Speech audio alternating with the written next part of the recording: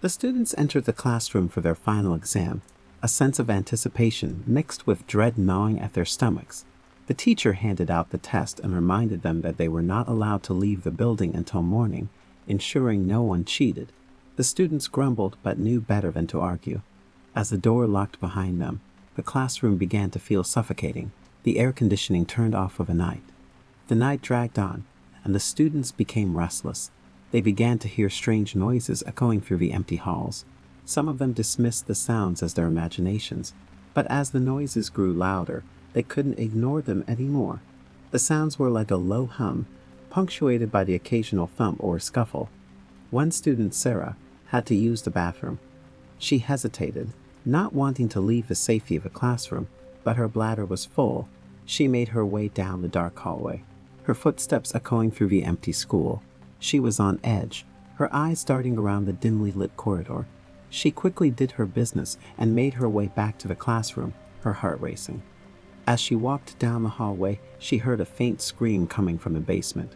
She froze, unsure if she had imagined it. She decided to investigate and made her way down the stairs, feeling her way along the handrail. As she descended, she could see that the security cameras were being hacked. The footage showed a masked figure walking through the school, a long knife in his hand. Her heart raced, and she quickly made her way back up the stairs to the classroom. She told the others what she had seen and heard, and they decided to investigate. As they descended the stairs again, they felt the tension building. The students were armed with makeshift weapons, anything they could find that could be used to defend themselves. They were determined to get to the bottom of what was going on. When they reached the basement, they found a room with a locked door. The screams were coming from behind it. The students pounded on the door, but there was no answer. Suddenly, the masked figure appeared behind them. He was holding a knife, his eyes shining in the dim light.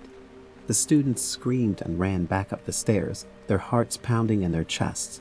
They barricaded themselves in the classroom and waited for help to arrive. But it never did. They were trapped. The hours ticked by, and the students were terrified. They could hear the masked figure prowling through the halls, looking for them.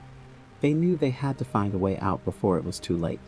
One student, Jack, remembered that there was a maintenance hatch in the ceiling. They could use it to escape. He pointed it out to the others, and they quickly pushed a desk underneath it and climbed up. But the masked figure was waiting for them. He lunged at Jack with his knife, but Jack managed to push him away. The other students pulled Jack up through the hatch, and they all escaped. They ran to the nearest police station and reported what had happened. The police investigated, but they never found the masked figure. The students never forgot what had happened to them that night. They knew they had narrowly escaped with their lives, and they were forever changed by the experience. The incident left an indelible mark on their psyches, and they were never able to forget the terror they had experienced. It was a Friday night, and a group of students at Lincoln High School found themselves in detention. There was Matt, the class clown, Sarah, the quiet overachiever, Jason, the star athlete, and Ashley, the rebel without a cause. They were all stuck in the school's detention room, surrounded by the scribbled names of past offenders on the walls. The teacher in charge of detention at night was Mr. Johnson, who was known for being strict and no-nonsense. He had warned the students that any misbehavior would result in an even longer detention. With a sigh, he left the room, leaving the students alone to serve their punishment.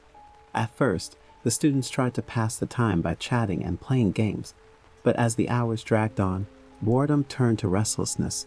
That's when they began to hear strange noises coming from the halls. It started as a soft whisper, barely audible, but it grew louder and more distinct. Matt was the first to venture out into the hallway, hoping to find the source of the noise.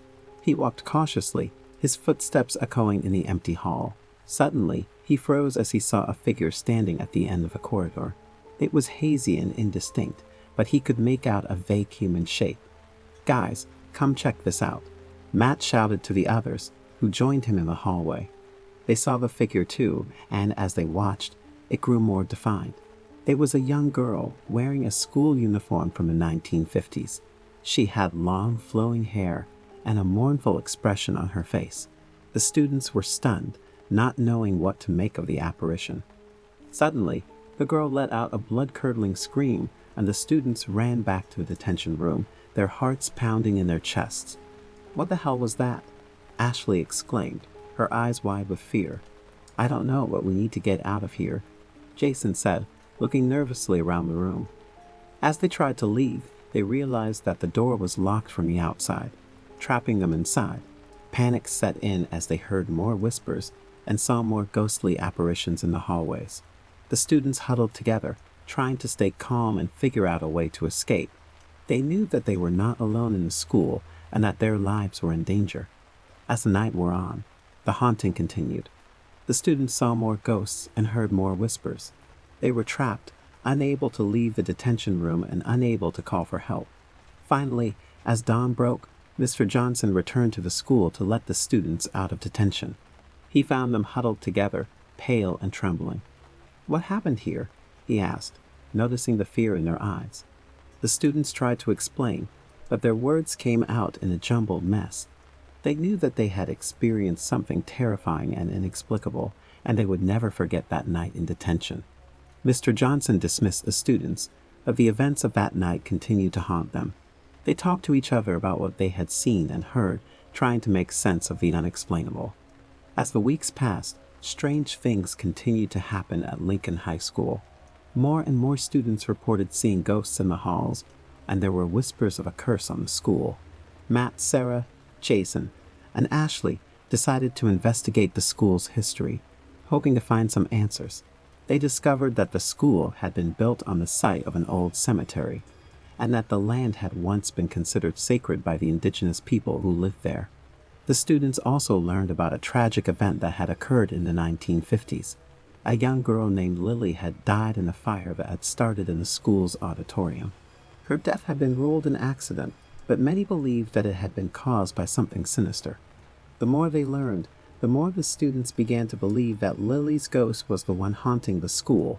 They decided to conduct a seance in the detention room, hoping to make contact with her.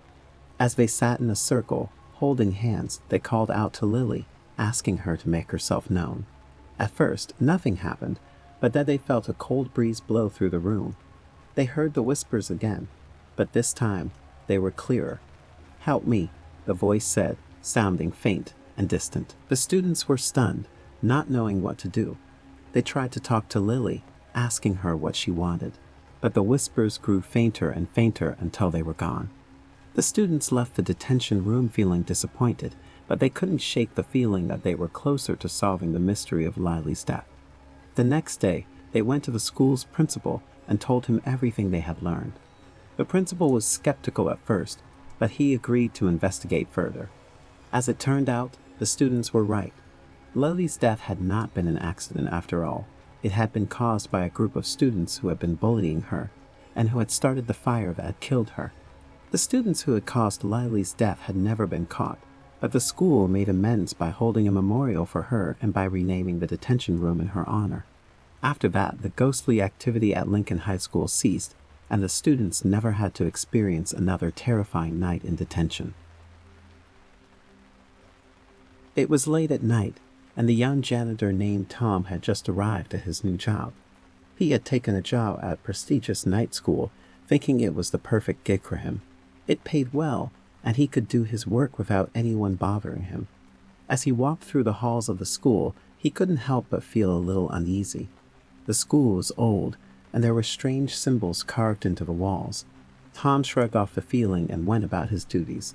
He started by locking all the doors to the classrooms and making sure everything was in order. As he was working, he noticed that some of the doors he had locked were now unlocked.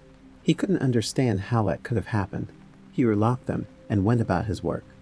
As he was cleaning one of the classrooms, he saw something out of the corner of his eye. When he turned around, he saw a shadowy figure disappear around the corner. He didn't know what to make of it and tried to convince himself that it was just his imagination. But he couldn't shake off the feeling that he was being watched. As the night went on, strange things continued to happen. The lights would flicker on and off, and strange noises echoed through the halls. Tom started to feel like he was in a horror movie. He decided to investigate the strange symbols on the walls. He took out his phone and started taking pictures of them, hoping to find out what they meant. As he was taking pictures, he he heard a loud noise coming from the end of the hallway. He cautiously walked down the hall and saw a door that was slightly ajar. He pushed it open and saw a group of people in hooded robes standing in a circle. They were performing some kind of ritual, and Tom knew that he had to get out of there before they noticed him. He turned around and started running in the opposite direction, but he could hear them chasing him. As he ran, he felt a sharp pain in the back of his head, and everything went black. Tom woke up in a dark room, tied to a chair. He didn't know how long he had been unconscious or where he was. All he knew was that he was in serious trouble. Tom's head was throbbing, and his vision was blurry. He tried to move his arms, but they were tied tightly to the chair. Panic set in as he realized that he was completely helpless.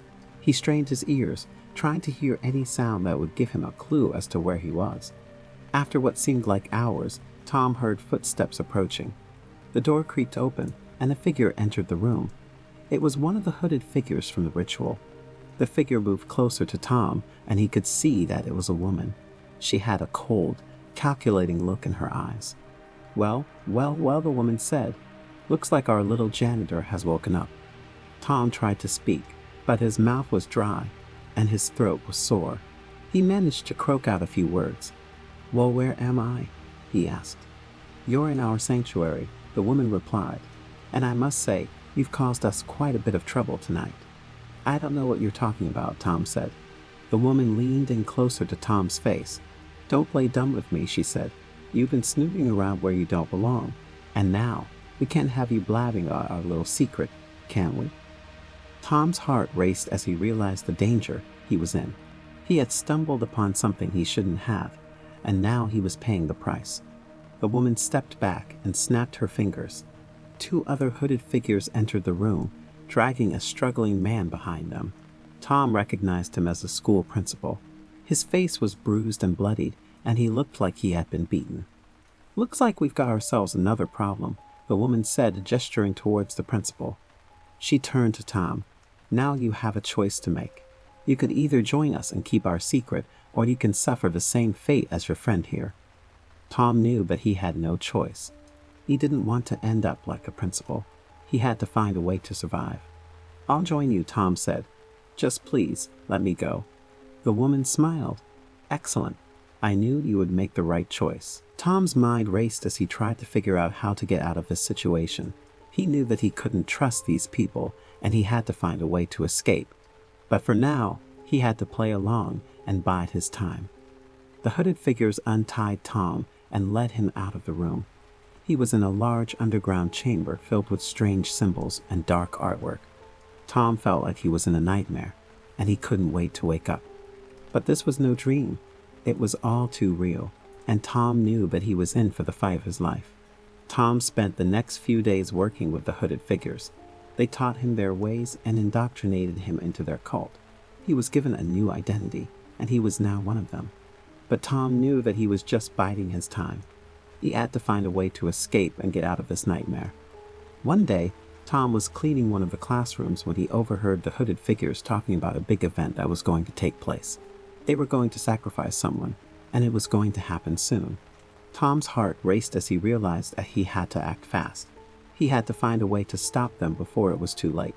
That night, as the hooded figures were preparing for the ritual, Tom slipped away unnoticed.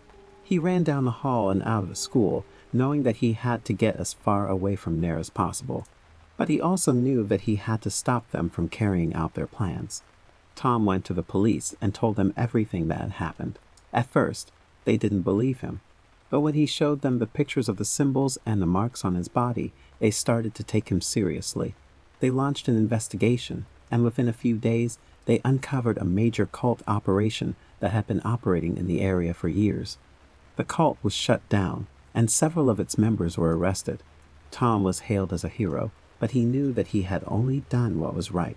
He had stopped a group of evil people from carrying out their plans, and he had saved many lives in the process. As Tom looked back on his time at the school, he couldn't help but feel a sense of sadness. He had thought that it was the perfect job for him, but it had turned into a nightmare. But he also knew that he had learned a valuable lesson. He had learned that evil could lurk in the most unexpected places and that sometimes it was up to ordinary people to do extraordinary things to stop it. Tom went on with his life, but he never forgot what had happened. He had been through a harrowing experience, but he had come out of it stronger and more determined than ever, and he knew that he would never forget the lessons he had learned along the way. Emily was struggling to make ends meet after her divorce, and a job as a night school tutor seemed like a good opportunity to earn some extra money. The students she worked with were mostly adults who needed to finish their high school education, and they were generally well behaved and respectful. However, there was one student who stood out from the rest. His name was Jake, and he was a troubled young man with a dark and brooding demeanor. Emily had a sense that there was something deeply wrong with him, but she couldn't quite put her finger on it. As she started working with Jake, Emily noticed that he seemed to know things that he shouldn't. He would ask her questions that were far beyond the scope of their lessons, and he seemed to have a strange and eerie understanding of the world. Emily tried to ignore her growing unease and continue to work with Jake, hoping that she could make a positive impact on his life. But as time went on, Jake's behavior became more erratic and unpredictable. He would show up to class late or not show up at all, and when he did attend, he would often be agitated and restless. One night, after class, Emily stayed late to grade papers and prepare for the next day's lessons. As she was packing up her things, she heard a strange noise coming from a classroom next door. It sounded like someone was moving furniture around, but it was late at night, and there shouldn't have been anyone else in the building. Emily went to investigate and found Jake standing in the empty classroom, staring at the wall. When she asked him what he was doing, he didn't answer. Instead, he just looked at her with a strange and unsettling expression. Emily knew then that something was seriously wrong with Jake, and she needed to find out what it was before it was too late. But as she delved deeper into his troubled past, she found herself drawn into a dangerous game of cat and mouse, where the lines between reality and madness became blurred. Emily's investigation into Jake's past revealed a disturbing history of abuse and neglect. He had grown up in a broken home with a mother who was addicted to drugs and an absent father who had abandoned the family when Jake was just a child. As Emily dug deeper, she discovered that Jake had been a victim of sexual abuse at the hands of his mother's boyfriend. The trauma had left him deeply scarred, and he had been struggling to cope ever since. But the more Emily tried to help Jake, the more she realized that his problems were too deep and too complex for her to handle on her own. He needed professional help, and Emily knew that she had to find a way to get him the assistance he needed. However, Jake had other plans. He had become obsessed with Emily, and he didn't want her to leave him. He saw her as the only person who had ever truly cared about him, and he was willing to do anything to keep her by his side. Emily soon found herself trapped in a terrifying game of cat and mouse, as Jake's behavior grew increasingly erratic and unpredictable. He began stalking her, showing up at her house unannounced, and making violent threats. Emily knew that she had to get away from Jake before it was too late. She quit her job as a tutor and moved to a different city, hoping that she could start over and leave the horrors of her past behind. But she soon discovered that Jake wasn't willing to let her go. He had followed her to her new city and was once again stalking her, waiting for the perfect opportunity to strike. Emily knew that she had to act fast if she wanted to survive. She called the police and told them everything she knew about Jake, hoping that they could catch him before he could do any more harm. In the end, the police were able to apprehend Jake, and he was sentenced to a long prison term. Emily was finally able to find peace, but the memories of her time with Jake would haunt her forever.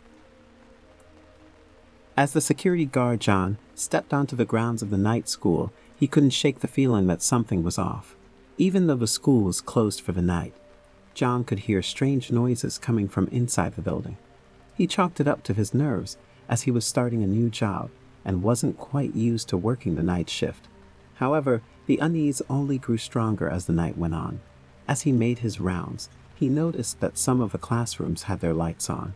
He thought it was strange, but he assumed that the maintenance crew had left them on by mistake.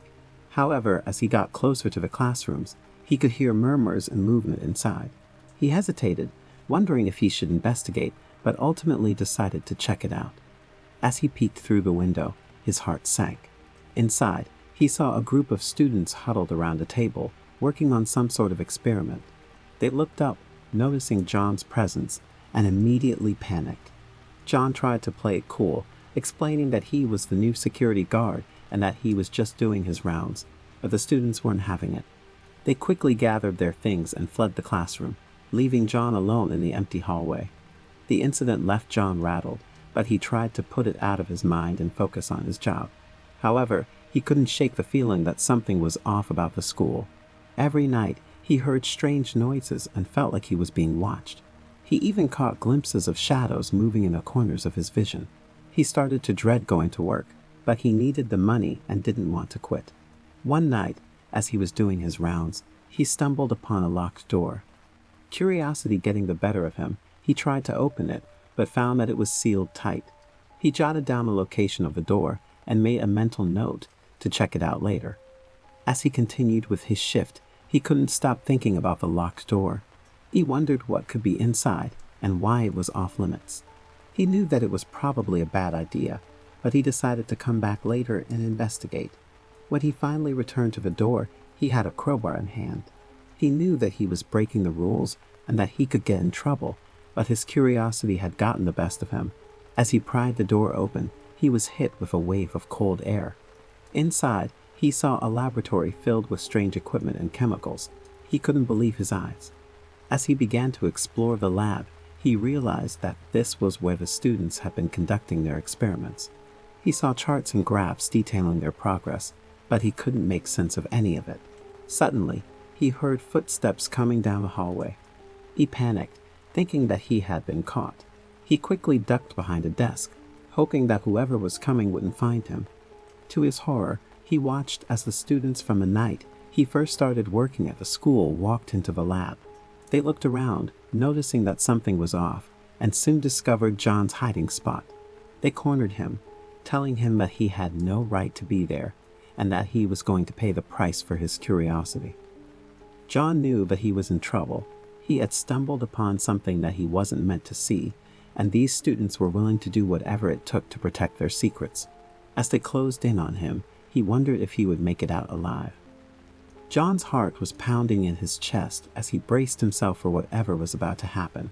The students circled around him, blocking his escape, and he could see the anger and fear in their eyes. One of them stepped forward, a tall, skinny boy with dark hair and piercing green eyes. He looked John up and down before speaking. "What are you doing here?" he demanded. "Did you come to spy on us?" John tried to explain himself, but the words caught in his throat. He knew that he had no good excuse for breaking into the lab and that he was in a dangerous situation. The students continued to berate him, each one more aggressive than the last. John felt like he was backed into a corner, and he knew that he needed to find a way out of the situation before it was too late. That's when he saw it, a small vial of liquid sitting on one of the lab tables. Without thinking, he lunged forward and grabbed it, hoping that it would give him some sort of leverage over the students. "What's this?" he asked, holding up the vial. The students froze, their eyes wide with fear. John realized that he had struck a nerve. That's nothing," one of them stammered. "Just some chemicals we were working with." But John could tell that they were lying. He could feel the power in the room shifting, and he knew that he had found something important. He continued to hold the vial up, studying it. It was a deep, dark red color, and it glinted in the dim light of the lab. "What is this?" he repeated. The students exchanged worried glances, unsure of how to proceed. John could sense their fear and uncertainty, and he knew that he had them on the ropes. Finally, the tall, skinny boy stepped forward again, a look of desperation on his face. "Fine," he said, his voice shaking. "You want to know what it is? It's a serum that we've been working on. It enhances our abilities. We can do things that other people can't. But it's dangerous, and we can't let anyone else know about it. You have to leave, and you can't tell anyone what you've seen here." John hesitated for a moment, unsure of how to proceed. He knew that he had uncovered something important, but he also knew that he was in danger. In the end, he made the decision to leave. He knew that he couldn't stay there any longer, and that he needed to get out before something bad happened. As he made his way out of the school, he couldn't shake the feeling that he had stumbled onto something big. He knew that he had to keep the vial safe, and that he needed to figure out what the serum was and how it worked. Little did he know, the students were already planning their next move. They couldn't let him leave with the vial, and they were willing to do whatever it took to get it back. John had no idea what he was in for, but he knew that he couldn't let them win. He had to keep the vial safe, and he had to figure out what was really going on at the night school. Over the next few days, John became increasingly paranoid. He kept the vial with him at all times, but he couldn't shake the feeling that he was being followed. He watched his back constantly, jumping at every little sound. Despite his fear, he was determined to figure out what the serum was and how it worked. He spent hours researching online, trying to find any information he could about the night school and its students. He even went as far as to visit a school during the day, pretending to be a prospective student, but he didn't find anything useful. Finally, he stumbled upon a forum online, filled with people who claimed to have similar abilities to the night school students. They called themselves the Enhanced, and they seemed to know a lot about the serum and how it worked. John was hesitant to reach out to them, but he knew that he needed their help. He sent a message to the forum, explaining his situation and asking for any information they could provide. To his surprise, he received a response almost immediately. The message was from a woman who called herself Phoenix, and she claimed to be an expert on serum. "I know what you're dealing with," she wrote. "The serum is dangerous, and the people who have it will stop at nothing to protect it. You need to be careful." John was relieved to have found someone who could help him, but he was also wary. He didn't know who this Phoenix was, or what her motives were. Despite his reservations, he arranged to meet with her in person. They met in a crowded coffee shop, and John was surprised to find that Phoenix was a young woman, not much older than the night school students. She was friendly and helpful, explaining what she knew about the serum and its effects. She warned John that he was in danger, and that he needed to be careful if he wanted to uncover the truth. Over the next few weeks, John and Phoenix worked together to unravel the mystery of the serum. They discovered that it was created by a group of scientists who were trying to create a new kind of human being, one that was stronger and smarter than anyone else. The night school students were the first test subjects, but the serum had unexpected side effects. It made them stronger, but it also made them more aggressive and paranoid. They started to believe that they were superior to everyone else, and that they had a right to do whatever they wanted. John was horrified by what he learned. He realized that the night school students were a threat, not just to him, but to everyone around them. He knew that he had to stop them, but he didn't know how. One night, as he was walking home from work, he was attacked by a group of students. They demanded that he give them the vial, and when he refused, they beat him and left him for dead. John lay in the alleyway, bleeding and broken. He knew that he was in trouble, but he also knew that he couldn't give up. He had to keep fighting no matter what. With Phoenix's help, he devised a plan to take down the night school students once and for all. It was risky and dangerous, but John knew that it was the only way. On the night of the plan, John and Phoenix snuck into the school, armed with a vial of their own. They confronted the students, telling them that they had a new and improved version of the serum. The students were skeptical at first, but John and Phoenix managed to convince them to try it. They all took a sip, and within moments, they began to feel the effects. But this time, the serum was different. It didn't make them stronger or more aggressive. Instead, it made them feel peaceful and content. They realized that the serum they had been taking was a dangerous and addictive drug, and that they had been blinded by their desire for power. John and Phoenix had saved the day, but they knew that they couldn't stay in the night school for much longer. They had uncovered a dangerous secret, and they knew that there were people who would stop at nothing to keep it hidden. John decided to quit his job as a security guard and move to a new city where he could start over and leave the night school behind. He kept the vial with him as a reminder of what he had gone through, but he knew that he would never use it. Years went by, and John thought that he had left the night school behind for good. But one day, he received a letter in the mail. It was from one of the night school students, thanking him for what he had done. The student explained that he had gone on to lead a normal life, free from the grip of the serum. He had become a doctor, and he was using his knowledge to help others. John smiled, knowing that he had made a difference in someone's life. He knew that he had been through a lot, but he also knew that it had all been worth it. He had faced his fears and overcome them, and he had helped to make the world a better place.